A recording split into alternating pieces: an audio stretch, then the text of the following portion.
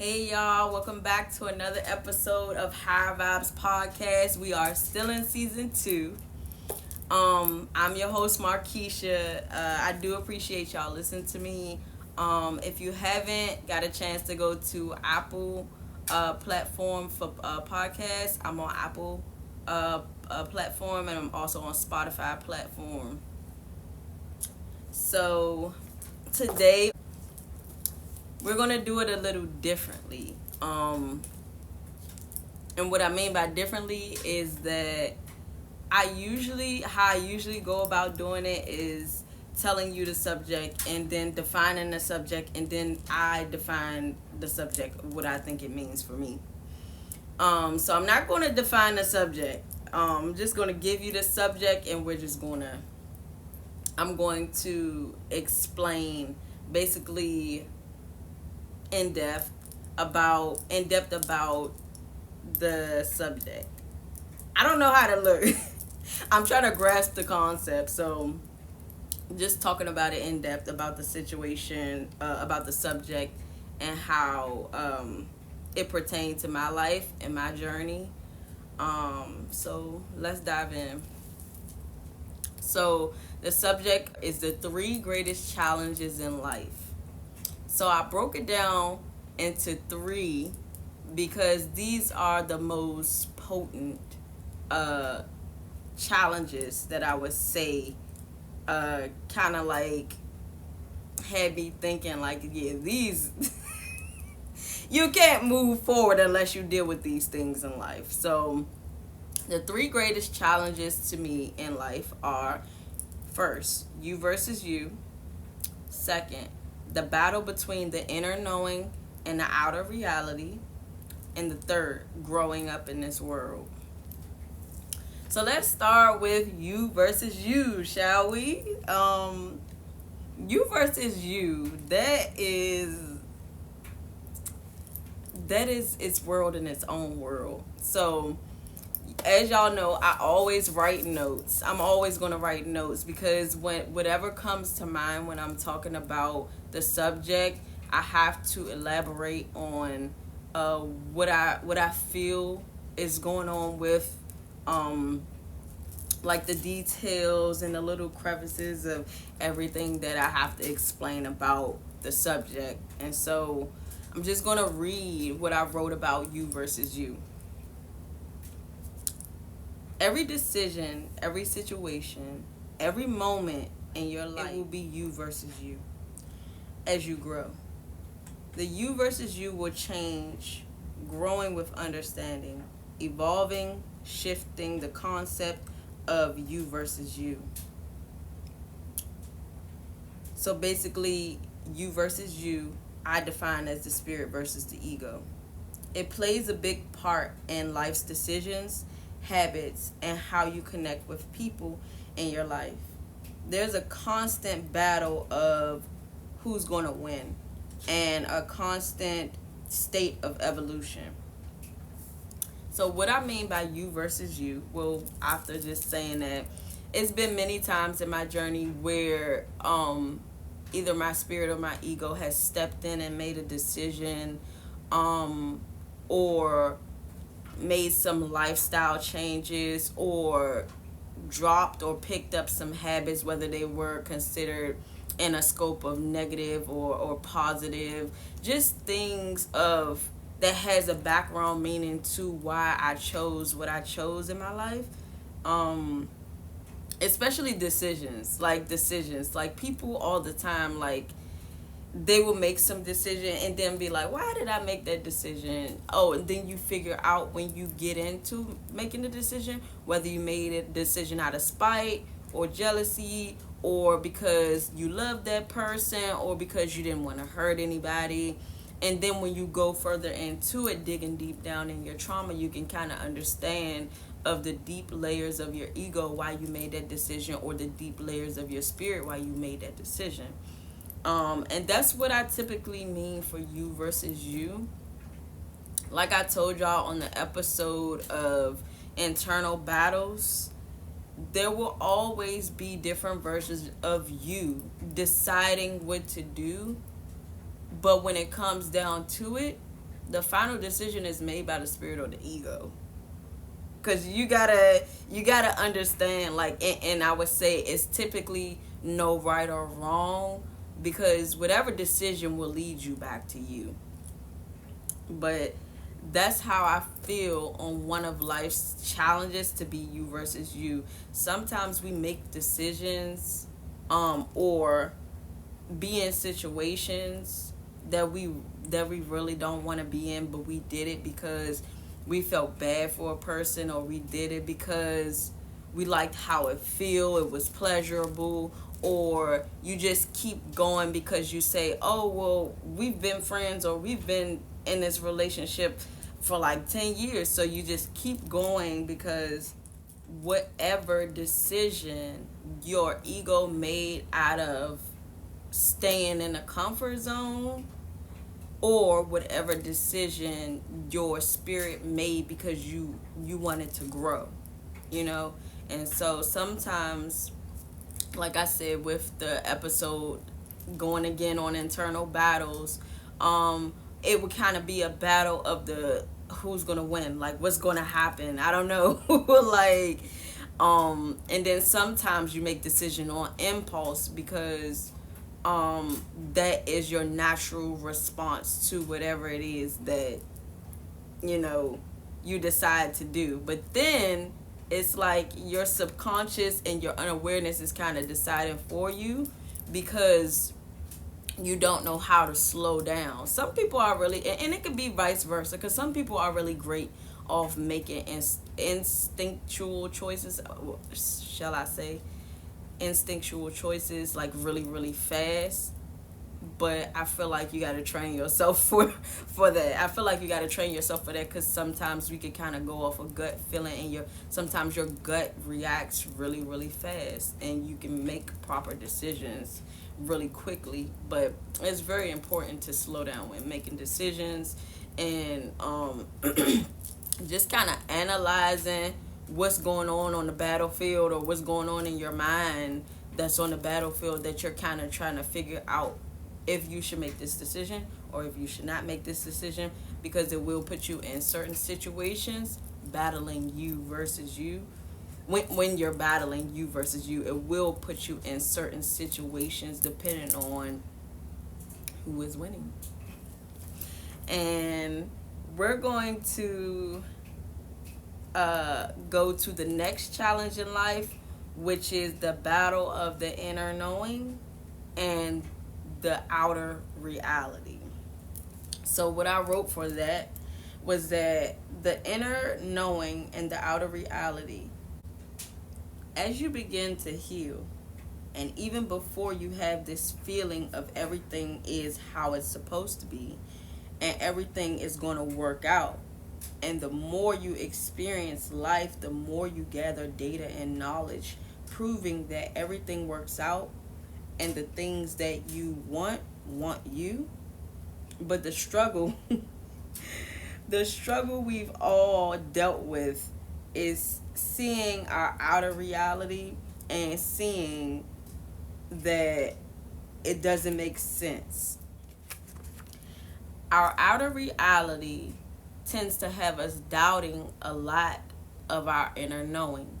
It throws us off, and sometimes even tricking us into believing that things don't work out, when in fact the thing that you see, the opposite, is the very thing that confirms the exact inner knowing.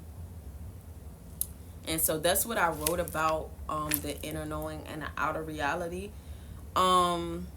Sometimes we ask for things, and we meditate on things, and we manifest things.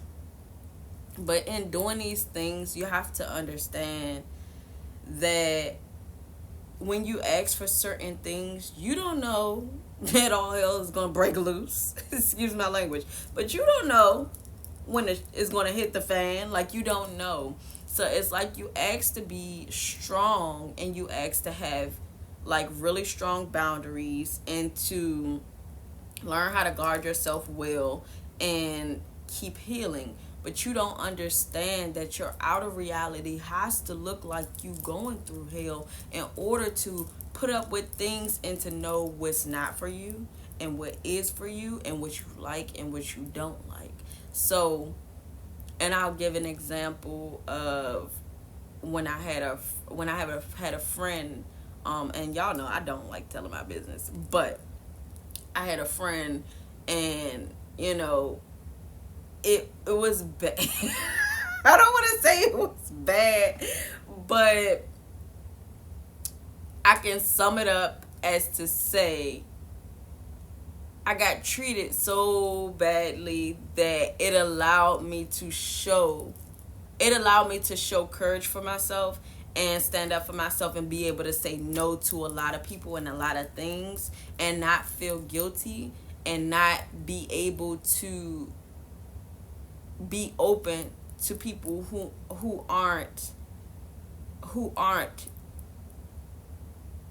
on a level of understanding why I give how I give and how I give.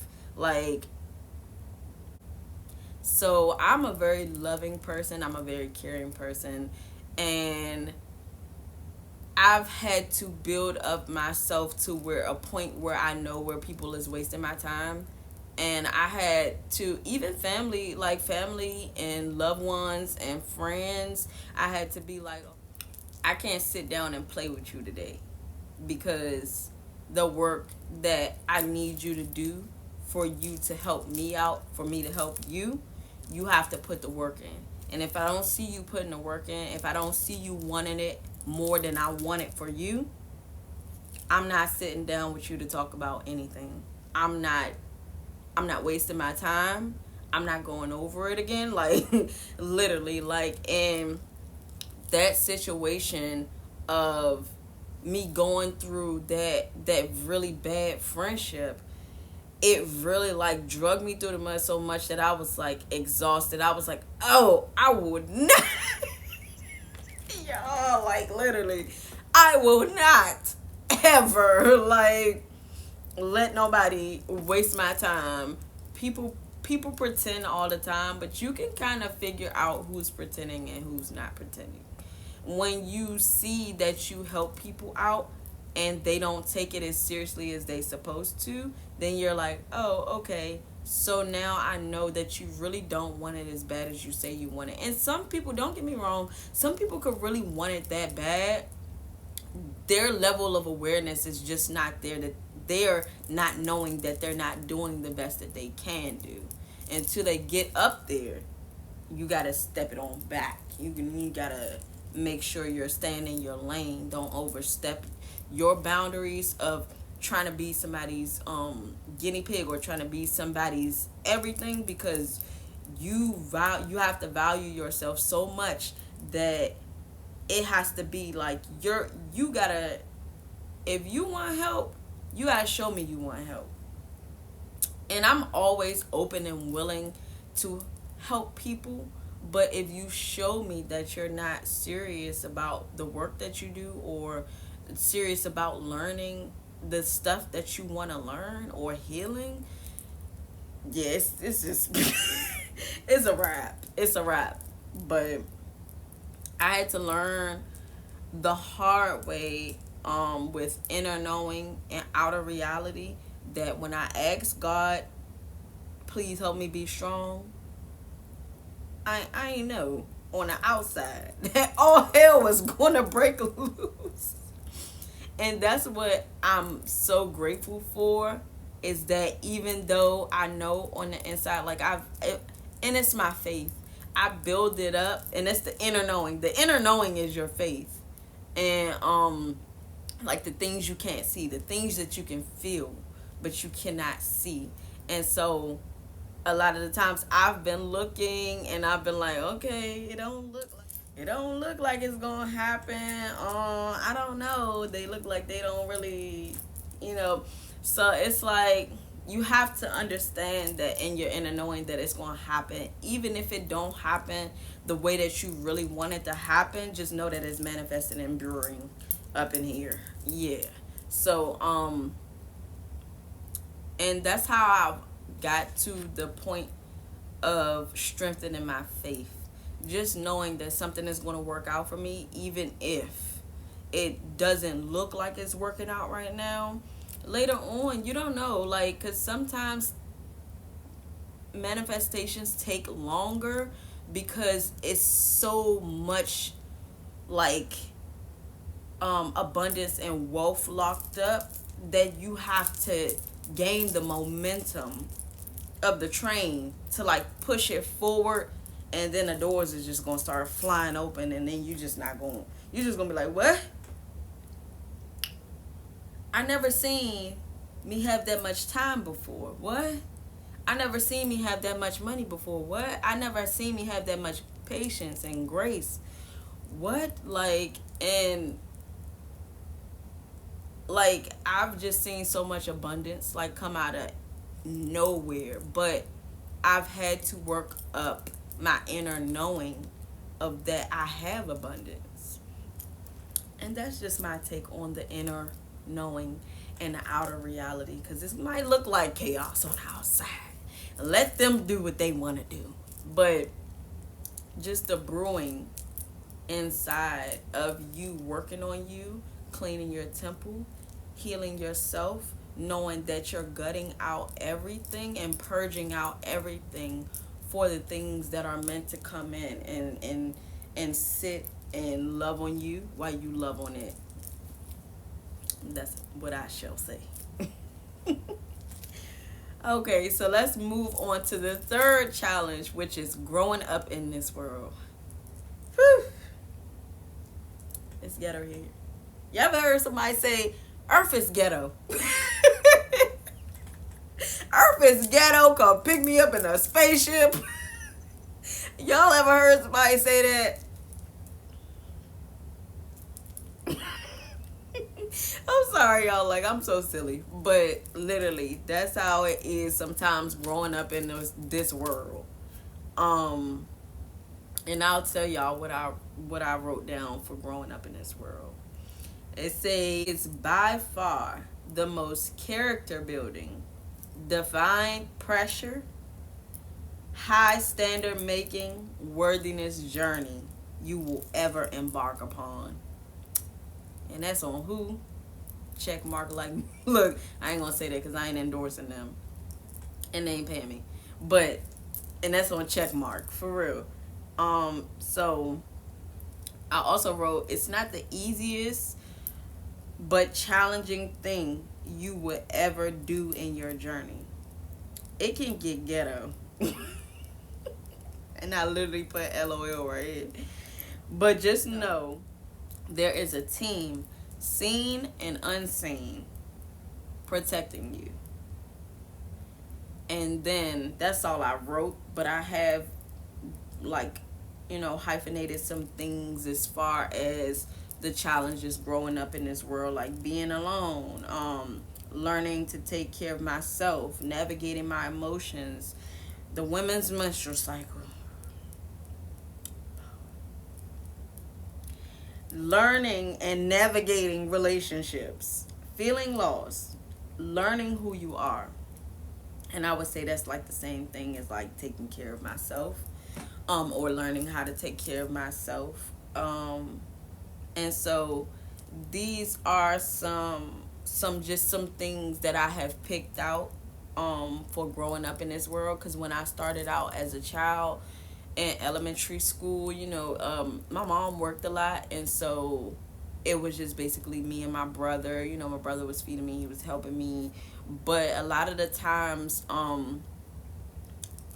I was alone. I had to figure out how to do my hair, like how to make it look neat, clean, and good in a ponytail. I had to figure out how to wash myself up really, really good to a point where I'm like, okay, I got it down packed. I had to learn about my menstrual cycle, and from what I've learned, it was just, wear this pad and make sure you clean yourself up, and like things of sort of like hygiene and stuff like that. I was warned about the cramps. I was warned about the pain. But as a young girl, just learning this stuff, I am glad that at some point, my mom, like, she wasn't always gone. She was there teaching me how to do these things and womanhood. But for the most part, like, when I'm like getting ready and doing stuff, like, and walking to school and being with my friends, like, sometimes I just felt like lonesome growing up in the world. I felt like nobody really understood or heard me or loved me in a space where I needed to be loved.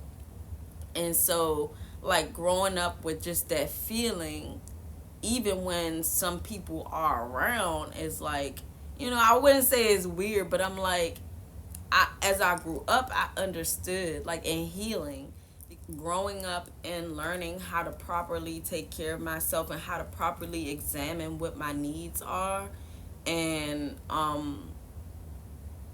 building proper relationships, building proper friendships, knowing what you don't like in a friend, knowing what you do like in a friend, knowing who's good and bad company to be around, just understanding how to be my own friend first so that I can attract healthy friends.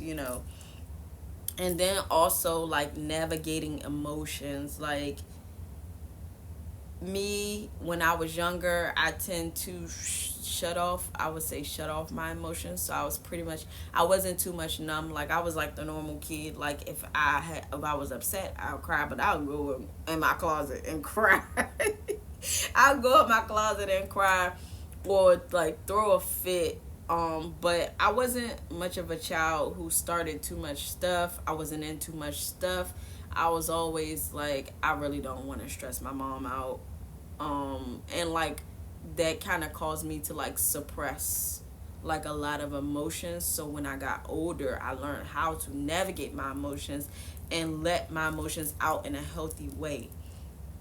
And so when I was younger, just knowing the difference of navigating emotions and how to release in different ways, it was like, when I learned how to do that, y'all, my body was sleeping, resting, sleeping, quitting jobs. Like, it was serious. It was very serious. But also, feeling lost, like, especially when you in this world and you feel like you're not of this world, like, it just feels like you see people differently and you see things differently. And I kind of understood that when I was younger, that I was very different, especially because of my mindset and the people I came across. And I was like, why would they, like, why? And it wasn't in a judgmental way, but it was just like, even my friends, like saw how I thought, and I was like, y'all saw that when I didn't learn till older, and it was like, yeah, we always thought that about you, like, you was like different, like, you was different. I was like, really? And that's probably why I felt lost, because a lot of the things and the people that I was around, it was like, I don't know if I kept telling myself that I don't belong here or something like that, but maybe I just needed to. And this is how I look at it now. Maybe I should have connected more with myself when I was younger, but I wasn't technically taught that. I didn't know how to do that. The most thing that I knew how to connect with myself, that I did fairly, I would say, often, but it kind of grew away from me, was like going down into the creek. Like, I would go and play in the creek with like fishes, tadpoles, and like stuff like frogs and stuff. Like, I would just go down to the creek, and my mom sometimes she'll like, don't play in the dirt, don't do this, don't go. I made the mud pies. I made the mud pies. I played in the creek. I think I played with the water spiders too. I played with a lot of stuff that was in the creek. Frogs. all types of stuff, like animals, salamanders. Like, I was like a nature girl, and it makes so much sense now that I was in. It made so much sense that I was like now, like how I feel at home when I go in nature. Because when I was young, I did a lot of that. Like, I did a lot of that, and I still do it. Not the mud pies, but just going down into nature, looking at all the tadpoles, looking at all of the frogs, the salamanders, like sitting in nature. Now my son does it. He plays with the rocks. He plays in the dirt. He plays in the sand, and I like that because I want my son to experience the stuff, the natural stuff that I did, and help him ground, help him find his center with the earth, you know? So that's also a part of, like growing up in this world, learning who you are. Whew. That's why it's probably one of the greatest challenges growing up in this world, learning who you are. Learning who you are is basically, to me, unlearning everything that you've accumulated on your journey to get you back to one, to get you back to the center, to get you back to you. And what I had to learn is that I picked up some unhealthy habits. I've picked up some unhealthy ways of thinking, some unhealthy ways of just doing a lot of things in the world because of deeply rooted trauma, and not understanding myself and how I operate, you know? Learning who you are is like, while you're growing up in the world, learning who you are is like going against the currents of the sea. It is a long process of peeling back layers, learning what you want out of life, learning the things about you that you like, and learning to love the things about you that you don't like. The things that technically that we learn about ourselves that we don't like are things that we can all, I feel like, are things that we can all, I wouldn't say can be fixed, but we can kind of see fit a purpose for it, you know? And just simply like knowing that learning who you are is a ongoing process, an ongoing journey for the rest of your life. You will be constantly evolving, constantly shifting, constantly changing, especially your mindset. But growing up in this world, being different, and I'm not going to say I'm the only one because there's a lot of people who are different. It was kind of hard for me to fit in of a lot of things, and things that people did, a lot of it I didn't agree with. And so I understood that I didn't fit in because I wasn't like everybody else in the world. I felt like I was the most purest soul. Like, literally. I have my flaws, don't get me wrong. But I felt like I was the most purest soul because I would be like, why would you, like, wow. Like I said earlier, like, why would you do that? Like, but I came to terms with myself when I started to learn that I did things to fit in when I never necessarily was meant to fit in, you know. And it could get, like I said, it could get ghetto. It could get ghetto, like knowing that the people, and I mostly hung around with, I didn't really, well, in high school I didn't really hang around a lot of people. I knew a lot of people, but I didn't really hang around a lot of people. I had like one or two best friends.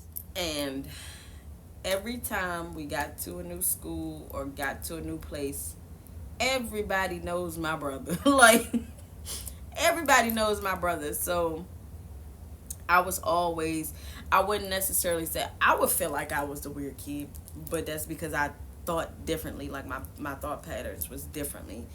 But I would not, like, literally, like, I wouldn't really cling to a lot of, like, the friends that they go around, like the friends that he hang around, the friends, like, I love them, I always did, but I would just like have my own thing going on because I really didn't want to get too involved in what was going on.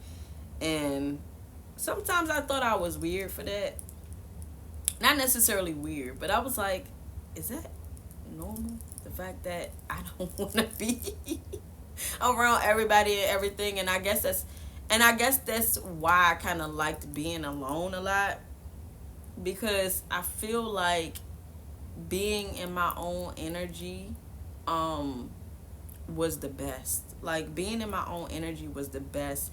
And I can tell you that one habit that I picked up was, if you're one of them people that is like a habitual person who like does relationships, I feel like I feel like I'm not that person, but at a moment in my life, that's what I was doing. And I only learned that I was doing that because I was scared to be alone, and I was scared of my own power, and I was thinking that I was raised, actually not thinking, but I was kind of raised at this standard. Well, we would say, everybody says Disney raised them to be some type of princess, where you're supposed to be a mother and you're supposed to,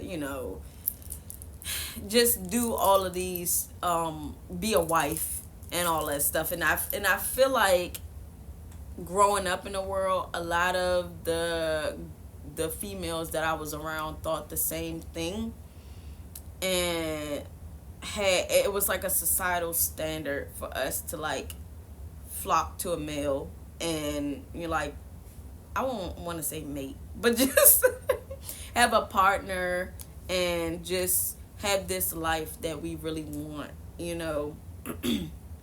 So that was one of the challenges in growing up in this world as well, because then technically you think that you have to have somebody, you have to be with somebody, because what else do you add, because that's what we were being fed when we were younger, watching all of these cartoons, movies, which is like romanticizing things. And kudos to the parents. Kudos to the parents, or kudos to the women who learn early on, because my mom was one of those women too. Like, don't be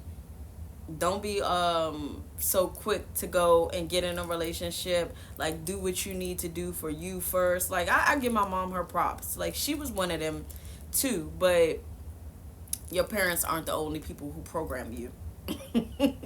And so that can kind of become a problem growing up in this world, thinking that you were made for like one or two things, and then growing up knowing that, oh, I have multiple talents, I could do multiple things. Like, it just has a different outlook on life.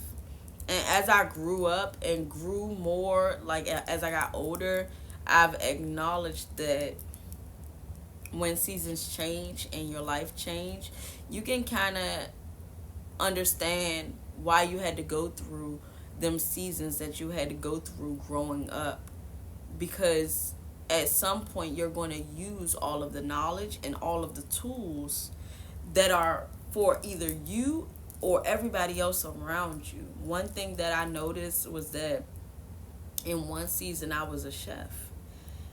It helped me with meal prepping. It helped me with planning meals, like as far as like what I'm going to cook, how I'm going to cook it, and like the recipes and stuff like that. Learning to be like on hands on deck with that. And then also just being mindful of a lot of things, like, because I've always studied food safety. I had my food handler's license way before I was a chef.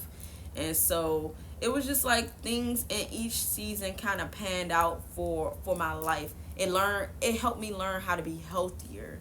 It helped me learn that even if I have so much unhealthy food to eat, that I choose to feed my body with healthy things, So that was just one season in my life that really was very helpful, because I ended up having a food business. And besides my chef job, I had a food business on the side. And then also in one season, I was a homeschool teacher. And so when I homeschooled my son, I learned a lot of things about how my son functions and how he works and how he learns best. I learned that he was like a very sociable person, so homeschooling wasn't really for him. And so he was a social butterfly. He likes people. He likes to be around people. He's not like his mom. His mom likes to be in solitude by herself. and it's not that I don't like to be around people. I love to be around people. It's just that when I learned why I was the way that I was, is more so my energy needs to be recharged. And looking into my astro chart and looking into my human design, voila, took me it took me my whole life to figure out that these are the things that I do. And then finding out that all I could have did was looked in my astro chart, or like my birth chart, or looked in my human design. Like, what? If I knew this, I probably would have did it early on. But it just makes sense, like, especially like just all of this character building, and like I said, the divine pressure, the high standard making, the worthiness, all of this stuff that came along all in my seasons has now equipped itself. And we locked in. Friend. We locked in. I ain't accepting less. Nothing less. But yeah, so even though growing up in this world was very, very ghetto, it has a lot to offer you when you see fit for things that it benefits you for. So that's all I have to say for the 3 greatest challenges in life. If you want to find me, my TikTok is Moona's World, MOONASWORLD_. And my Instagram is Higher Vibe Bay. I don't really give out my Snapchat, but if y'all want my Snapchat, it's MOOK. I think it's _011, or is it MOOK? Okay, MOOK_. So I do appreciate y'all for listening. Until next time, this is season 2, episode 4 of Higher Vibes Podcast. This is your host, Markeisha, and thank you for listening. Peace, y'all. Hold on, wait. Let me do the heart. Can they do it? Yeah.